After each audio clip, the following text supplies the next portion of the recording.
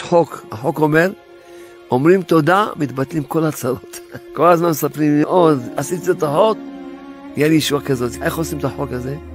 רבע שעה אומרים תודה, אחר כך אומרים 8 פעמים את המזמור קב תהילים, מזמור תודה. זהו, זה החוק, זהו, החוק עובד. איך אומרים רבע שעה תודה על צרות? אדם אין לו ילדים, יגיד תודה שאין לי ילדים. אדם אין לו זיווג, תודה שאין לי זיווג, הוא בוכה. אדם אין לו פרנסה, יגיד תודה שאין לו פרנסה, הוא בוכה. אחד חולה, מה יגיד תודה? איך אומרים רבע שעה תודה? שלב ראשון זה אמונה. אבא שבשמיים אוהב אותי.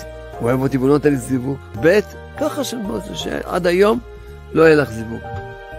ג' זה טובה שעד היום לא יהיה לך זיווג. ד' אני לא מבינה, אבל אני מאמינה. ואז אומרים תודה. רבע שעה אומרים תודה.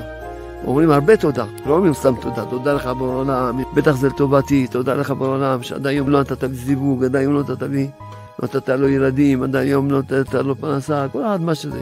רבע שעה אומרים תודה. אחר כך אומרים, מזמור לתודה, לי, ראו לדויני כל העם.